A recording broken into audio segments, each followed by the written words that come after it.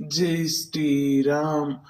என் அன்பு தங்கமே, உன்னை வேண்டாம் என்று உதறி தள்ளிய உறவு, உன்னை கண்ணீர் வடிக்க வைத்த அந்த உறவு, உன்னுடைய நிம்மதி இல்லாத இந்த வாழ்க்கைக்கு காரணமான அந்த உறவு இப்பொழுது எந்த நிலையில் இருக்கிறார் என்பது உனக்கு தெரியுமா?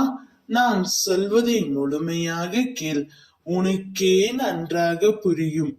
நீ அவரின் மீது அளவு கடந்த அன்பு வைத்தாய், பாசம் கண்மூடித்தனமாக வைத்தாய். பாசம் எப்போதும் நிலையாக இருக்க வேண்டும் என்பதை மறந்து அதீத அன்பும் கண்மூடித்தனமான நம்பிக்கையும் வைத்து அவரே என் உலகம் என்று இருந்தாய். ஆனால் அவரோ உன்னுடைய உண்மையான அன்பிற்கு தகுதி இல்லாதவராய் மாறிவிட்டார். உன்னுடைய அன்பை புரிந்து கொள்ளாமல் உன்னை விட்டு சென்று விட்டார்.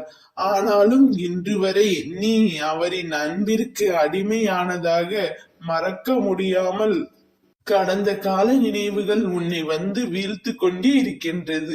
அதை நினைத்து இன்றளவும் கண்ணீர் வடித்து கொண்டே இருக்கின்றாய்.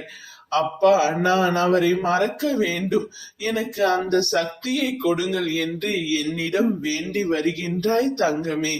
உன்னுடைய அத்தனை நிலைமையும் அறிந்துதான் உன்னிடம் இப்போது பேச வந்து உள்ளேன். அவர் உன்னுடன் பழகும் பொழுது உன்னை விட்டு பிரிய வேண்டும் என்று முடிவு செய்து விட்டார். உன்னிடம் காரியம் ஆகும் வரை நன்றாக பழகிவிட்டு காரியம் முடிந்தவுடன் உன்னை விட்டு எப்படி பிரிய வேண்டும் என்று தான் யோசித்தார். ஏதாவது ஒரு காரணம் அவர் உன்னை விட்டு பிரிந்து சென்று விட்டார். கவலைப்படாதே, உன்னுடைய அன்பு போலியானது அல்ல, எவ்வளவு பரிசுத்தமானது என்பதை அவர்கள் இப்போது உணர்ந்திருப்பார்கள். அவர்களுக்கு அந்த தண்டனையை கொடுத்தது நான் தான். உன்னுடைய அன்பை எண்ணி எண்ணி ஒவ்வொரு நாளும் அவர் அழுது கொண்டே இருக்கின்றார்.